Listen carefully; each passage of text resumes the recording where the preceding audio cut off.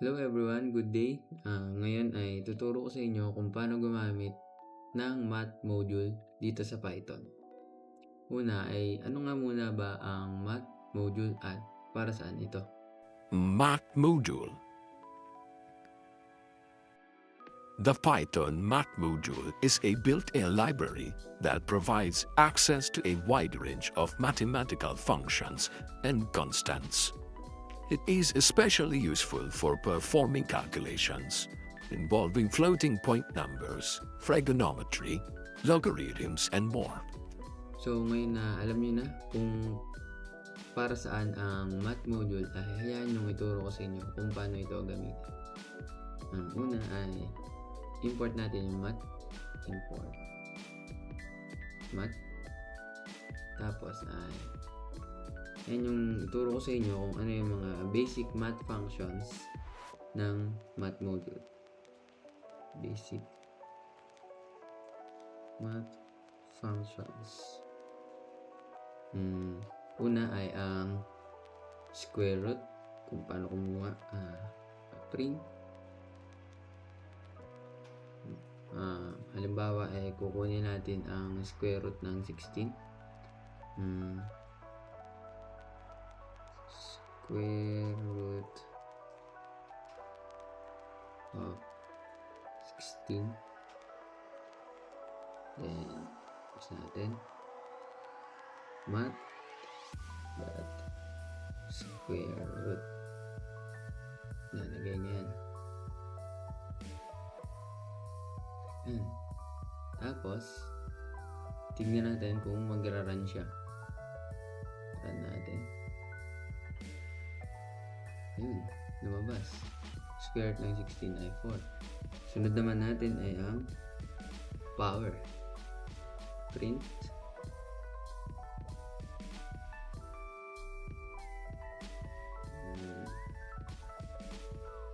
halimbawa ay 4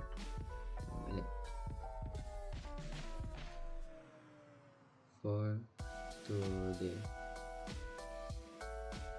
third power is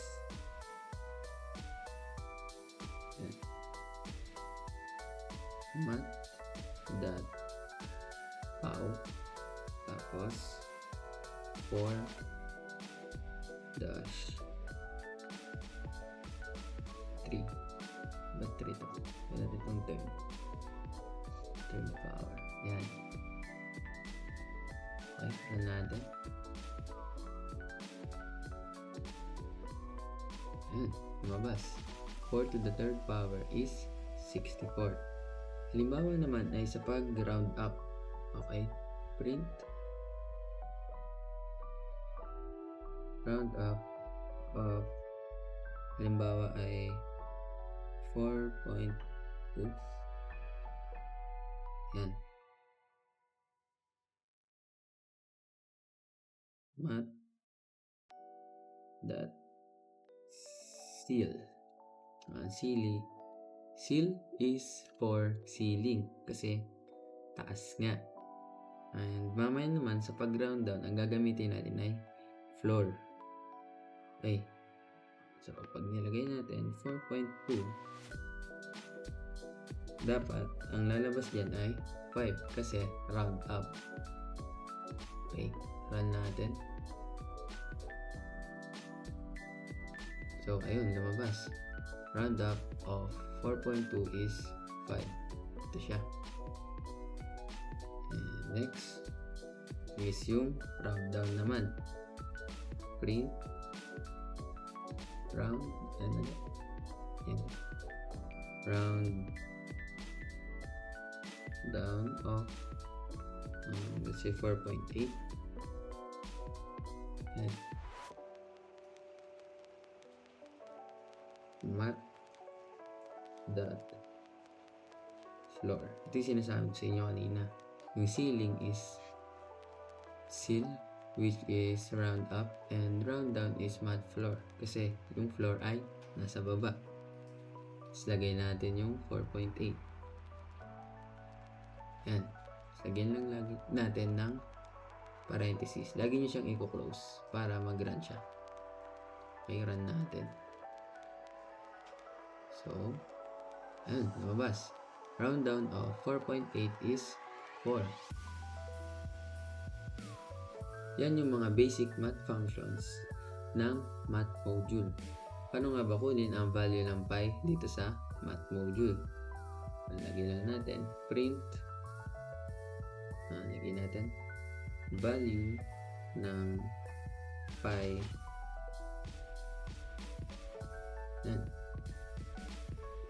Math.py. Hindi na kasimple. Napakadali, di ba? Post run. Yun, lumabas. Value ng pi ay 3.141592653589793. Yun ang value ng pi. Paano naman kung magfa-factorial tayo? Kaya rin yung math module yan. Just lagyan natin print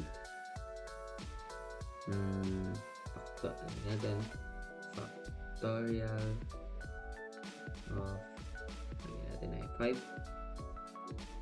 Yan. Tapos lagyan natin math.factorial 5. Tapos ayan, hindi makalimutan yung parenthesis. Dapat mag-close siya hanggang dito. Yan. Run natin. Yun, lumabas. Ang factorial ng 5 ay 120. So, ayun lang para sa quick tutorial natin kung paano gumamit ng math module. Salamat!